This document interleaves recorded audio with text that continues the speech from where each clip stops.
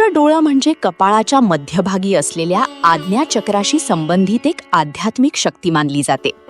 अनेक प्राचीन ग्रंथांमध्ये याचा उल्लेख ज्ञान, अंतर्ज्ञान आणि उच्च चेतनेचं प्रतीक म्हणून केला आहे. सामान्य डोळ्यांनी आपण बाह्य जग पाहतो, पण तिसरं डोळं उघडलं की माणूस अंतर्मन आणि विश्वाच्या सूक्ष्म गोष्टी जाणू लागतो, असं मानलं जातं. असं म्हणतात की तिसरं डोळं सक्रिय झाल्यावर व्यक्तीची विचार करण्याची पद्धत बदलते, गोष्टींकडे पाहण्याचा दृष्टिकोन अधिक स्पष्ट आणि खोल होतो.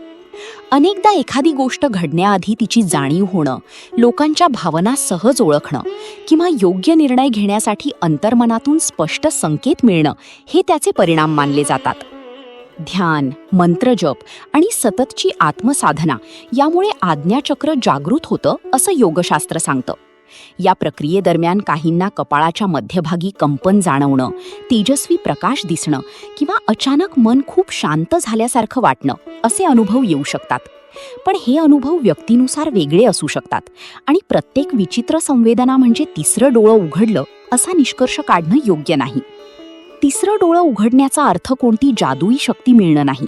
त्याचा खरा अर्थ म्हणजे स्वतःला अधिक चांगल्या प्रकारे समजणं, भ्रमातून बाहेर पडणं आणि जीवनाकडे अधिक सजगतेने पाहायला शिकणं. हा बदल बाहेरच्या जगात कमी आणि आतल्या जाणीवांमध्ये जास्त घडतो. तुम्हाला कधी असा अनुभव आला आहे का, जेव्हा कोणतीही गोष्ट घडण्याआधीच तिची जाणीव झाली होती? कदाचित ते तुमच्या अंतर्ज्ञानाचं संकेत असू शकतात.